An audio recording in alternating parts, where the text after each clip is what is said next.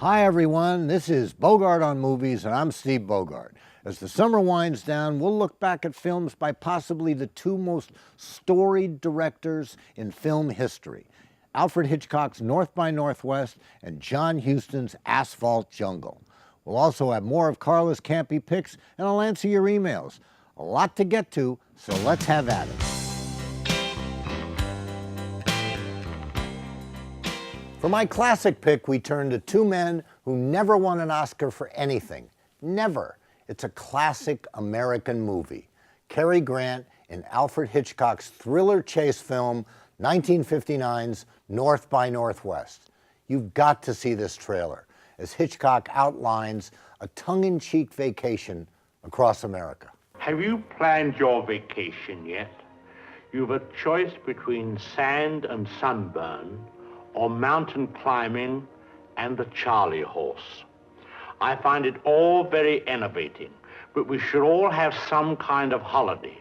So my suggestion is a quiet little tour, say about 2,000 miles. I have just made a motion picture, North by Northwest, to show you some of these delights.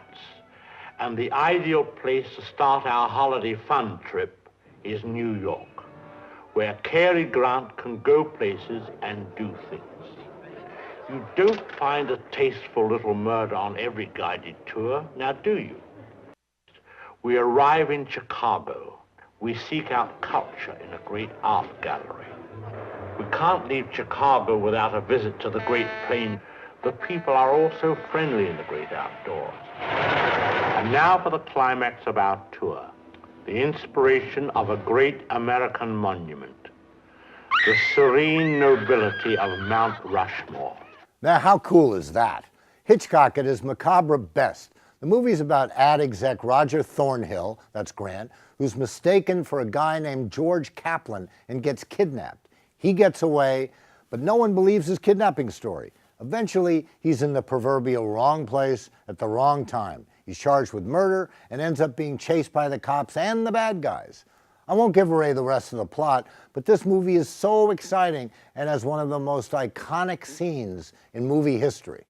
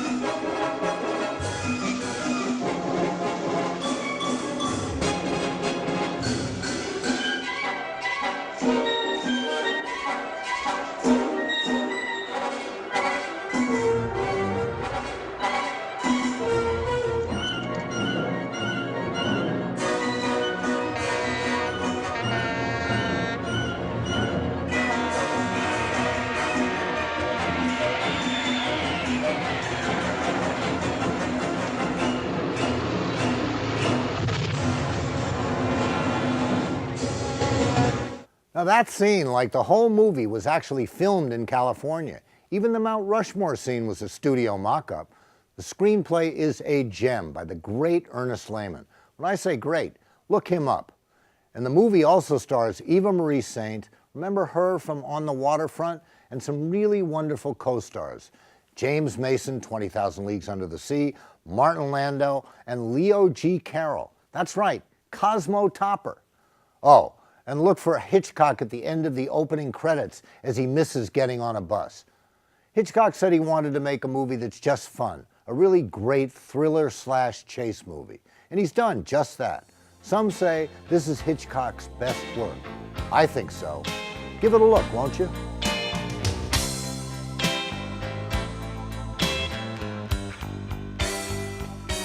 As we enter the real dog days of summer, get out of the sun for a couple of hours, fire up the air conditioner, and enjoy this classic pick. It's one of the best crime movies of the 1950s. Noir at its stark, gritty, grimy best. John Huston's The Asphalt Jungle. Even the trailer is just so cool. Only once in a decade does the screen come up with such absorbing characters. Sterling Hayden as Dix Handley, a hooligan with a twisted dream. Gene Hagen as Doll, the dime-a-dance dame who wanted to share that shabby dream. Let me go with you. Please, Dix, please. You're crazy. I'm on the lam. I'm wanted bad, packing heat. If there's any trouble, what good would you be? I could drive. No, Doll. I'm wanted on a killing rap. You know what that means. I don't care. I just want to be with you. Louis Calhern as Emmerich, the big-time mouthpiece with crime on his mind.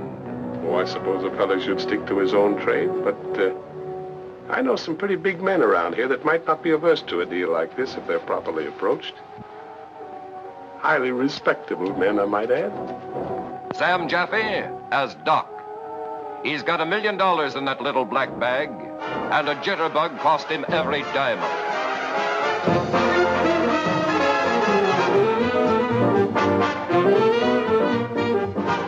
Marilyn Monroe as Angela, the easy-living, green-eyed blonde. Haven't you bothered me enough, you big banana head? Just try breaking my door, and Mr. Emmerich will throw you out of the house. James Whitmore as Gus, the strong-arm boy. A right guy in a wrong world. Come on, bring on! You ain't breaking loose! You haven't seen him already, Frank! You're gonna wind up with your pillows! You're gonna wind up on the floor! On the lam, packing heat, a dime-a-dance dame named Doll. I love that stuff. It's about a brilliant criminal played by Jaffe, who you might remember years earlier as Gunga Din. You're a better man than I am, Gunga Din. And this movie was also the breakthrough role for Marilyn Monroe as the girlfriend of an aging criminal. Anyway, Jaffe gets out of prison and recruits 3 men to help him pull off a $1 million heist. Of course, not everything goes quite as planned, and then there's the double cross. You did a great job, Emmerich, but it's not working. Bob! Back away and keep out of this, Emmerich. Now you, Farmer, get your hands up. And you, Fritz. Throw the bag on the floor. Over here by my feet. Be careful how you throw it. I got a pistol expert medal. What do you say, Dix? He's got no say. If he makes a crooked move, he'll never pitch another forkful of manure. He's got us, Doc. Toss him the bag. You're not as dumb as you look.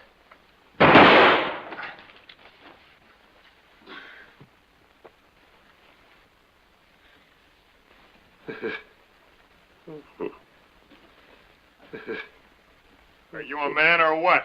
Trying to jip and double cross but with no guts for it. I really love this movie. It is just so, well, delicious. Huston's screenplay, which he co-wrote with Ben Maddow, tells the story from the criminal's viewpoint, which for a crime drama was very new. And it just crackles from the opening scene on. Huston's direction is just so simple, so real, so focused on those seedy, dead-end characters. There's no musical score, really. No superstar, no fluff to detract from the grime here. This one's a pleasure.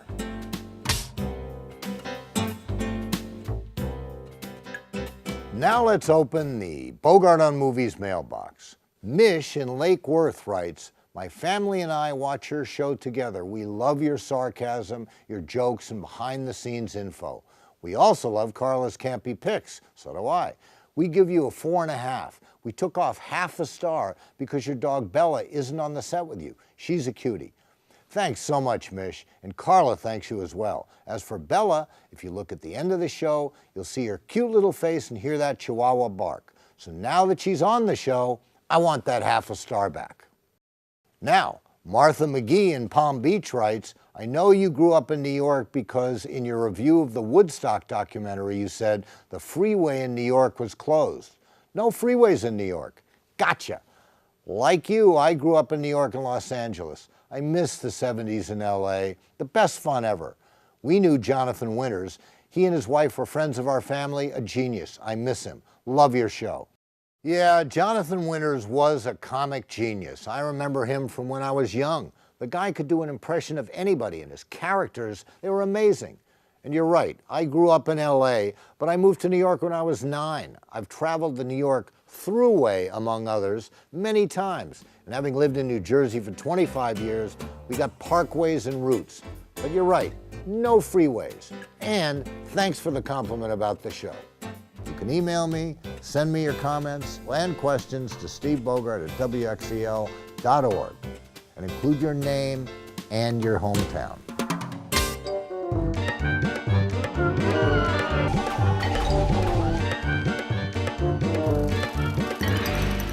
Now, Carla knows a lot of you play bingo, so she reached out for a classic made back in 1963. It's a different kind of bingo, not straight across, not diagonal, maybe horizontal. Watch. Beach blanket bingo. Beach blanket bingo. That's the name of the game. Bingo! Well, I think, you think, why think, let's get together now. You know I love you.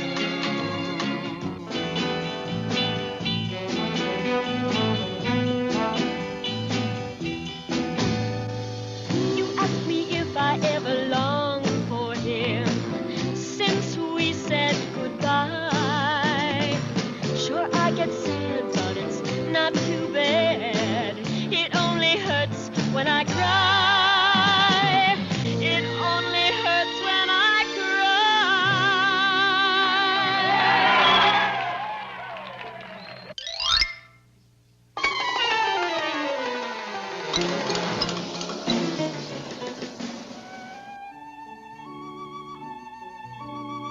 You really are one. I told you I was. I've never known a girl with a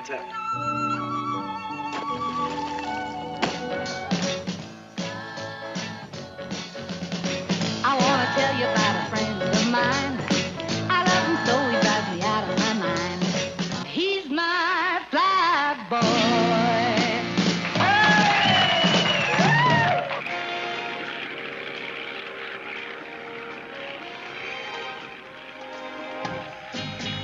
Now, Bonnie, listen, You listen.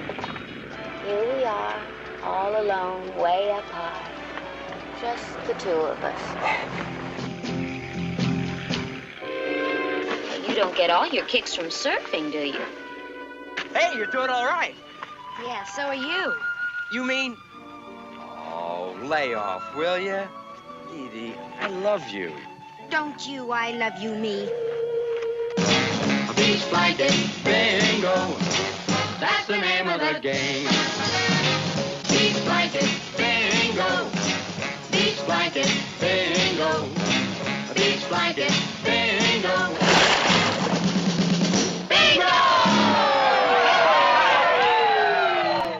Now, the movie co-starred the late Annette Funicello. Sad that she died. I thought it was going to be about the song about the dog. Bingo was his name-o. I guess not. I was a square kid back then.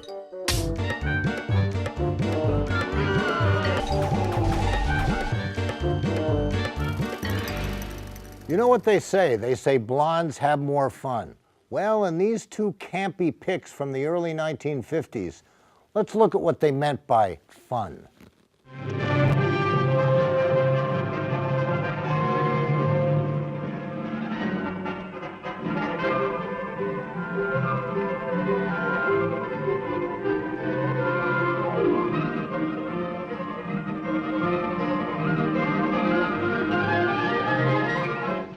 got to give me 100. If you don't, I shall tell about what you did to me last night. I suddenly found myself kissing her. I'm not even sure which one of us started it. It was over in a second, and we went on with our work as if nothing had happened. One kiss in a fleeting moment of intimacy, and he was caught by a gal with a crooked angle behind every soft curve. A gal whose lips were made for loving, but whose arms could lead a man to one false step, then blackmail and murder. If you'd only given it to me yesterday, all this wouldn't have happened. 100, 200. There, now take the lot and get out.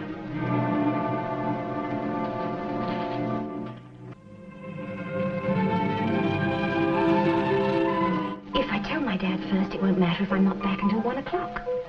I'll tell him I'm going to see a girlfriend. All right, Ruby. That's a date then. And after we've had dinner, maybe we won't worry about dancing.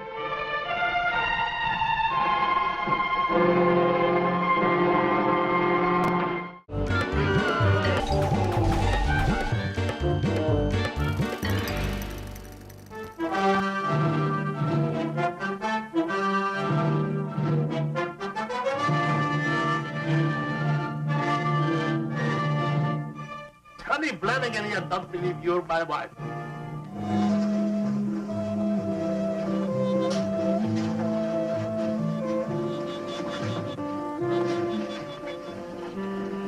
Dear said he's awfully drunk. He'll pass out and won't know a thing until tomorrow. Barbara Payton and a young new star, Tony Wright, in this story of a woman's daring enticement of a ring champion.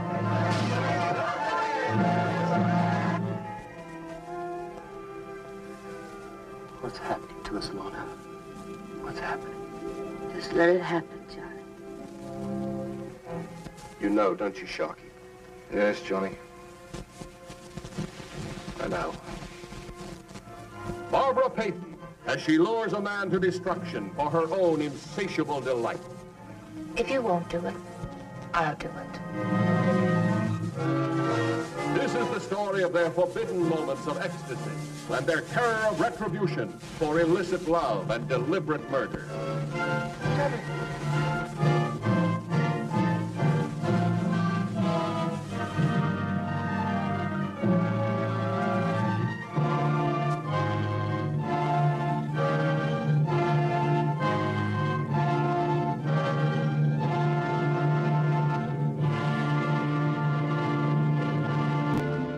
Barbara Payton, who starred in Bad Blonde, that was the last clip, starred in real-life drama too.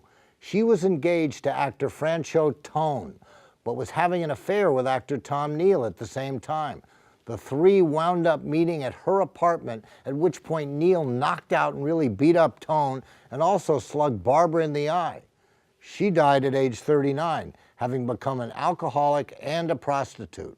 A sad story of a bad blonde. So now it's time for my real hit, and we're going to go back to 1984 in an epic film many of you probably haven't seen, one that Roger Ebert described in his review as, quote, an epic poem of violence and greed, end quote. The movie is Sergio Leone's last film, Once Upon a Time in America. I'm not interested in your friends in high places, and I don't trust politicians. No, if we listened to you, we'd still be rolling drunks for a living. Are you broke? You'll carry that stink of the streets with you the rest of your life. I like the stink of the streets. It makes me feel good. I like the smell it. It opens up my lungs.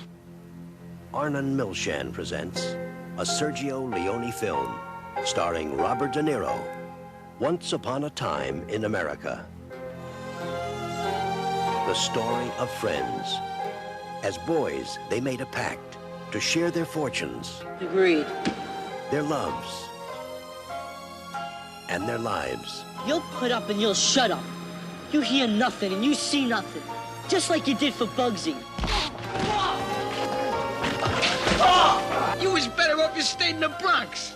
As men, they shared a dream. I swear to God, Noodles, you and me together, we can make it come true. To rise together from poverty to power. There they are, the four horsemen of the apocalypse. A dream they followed through 2 decades that changed the nation. You ever think of setting yourselves up in business? Oh, my God! They forged an empire built on greed, violence, and betrayal. Today they ask us to get rid of Joe. Tomorrow they ask me to get rid of you. Is that okay with you? Because it's not okay with me. Open it! You want to go swimming? Yeah, let's go for a swim. We're gonna need you guys today. You're the only person that I've ever cared about. Maybe Sharky was right. Maybe I ought to just dump you. This film is without a doubt the best depiction of the Prohibition/gangster era ever made. And what a great cast. The great, and I mean great, James Woods. Just a fantastic actor. My man Bobby D, Robert De Niro. It's also got Tuesday Weld. Remember her? I do. A young Elizabeth McGovern, Joe Pesci, Treat Williams, Danny Aiello. Tremendous. And director Sergio Leone. Brilliant. His scenes, his shots, so interesting, so intricate, so involved. You can see Leone's touch in each scene. He makes you feel what it must have been like to grow up in that place in those times. He transports you to days long past. A small aside here, and this is true. Leone was asked to direct and turn down a little movie called The Godfather in order to direct this one. Francis Ford Coppola owes him big time. Now, this movie's very long, 229 minutes. There's a shorter cut of a little over 2 hours, but it's just butchered and it stinks. You don't have to watch it in one sitting. Watch it over a couple of days. That's what I did a couple of months ago, and it's well worth it.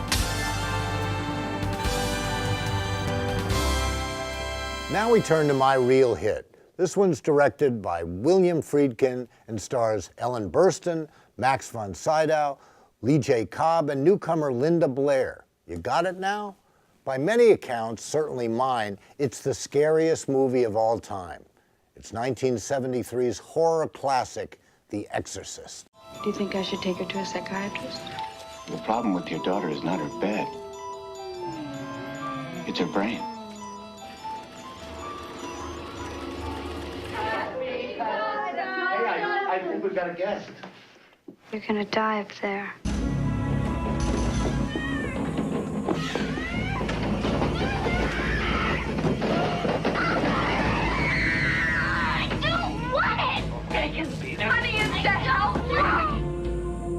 You're gonna feel a little stickier.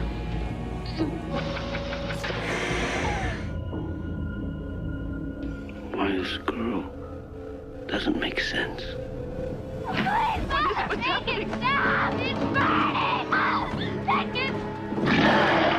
You tell me you know for a fact that an exorcism wouldn't do any good. You tell me that.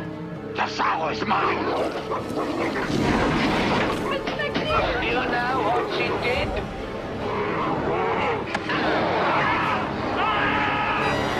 You help her, just help her. The power of Christ compels you. That is one scary movie. It's based on the novel by William Peter Blatty. He won an Oscar for the screenplay, and it's about the demonic possession of a young girl named Reagan and her mother's attempt to exorcise the demons. Make no mistake, this was beyond scary. In fact, when I saw it at the Warner Theater in Torrington, Connecticut, I had the only full-blown panic attack of my life.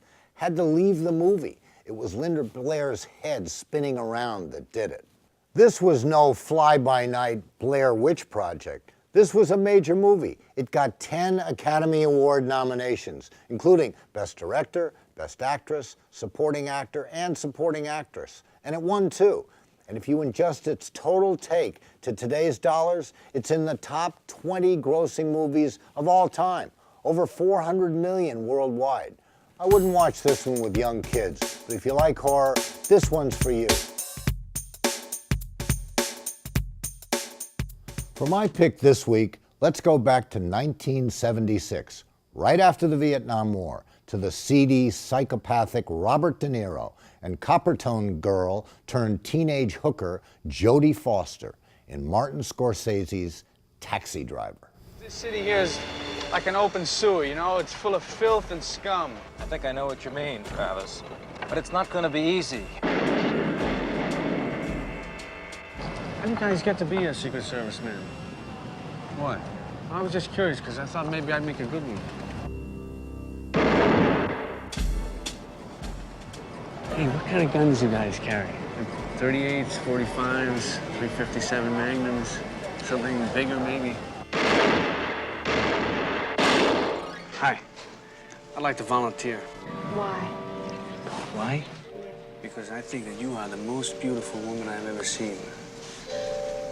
The taxi driver is looking for a target. Getting ready.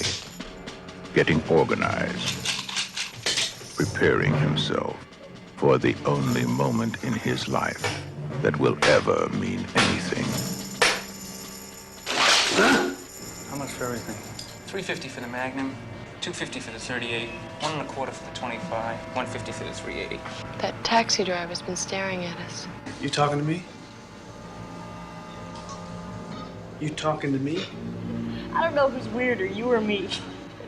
You talking to me? Well, who the hell else are you talking? Talking to me? Well, I'm the only one here. I don't believe I've ever met anyone quite like you. Oh, yeah? You will never see a more chilling performance than this. Robert De Niro and Martin Scorsese's Taxi Driver. That was Sybil Shepherd, in case you're wondering. The movie was written by Paul Schrader and co-starred the vastly underrated Harvey Keitel and, as I said, Sybil Shepherd, Albert Brooks, and Peter Boyle. To paraphrase film critic Roger Ebert, who called it one of the greatest films he'd ever seen, Taxi Driver is a hell, from the opening shot to the climactic killing scene. This was De Niro at his very best. And Jodie Foster? She was only 13 years old when she shot the movie. 13! Can anyone say talent?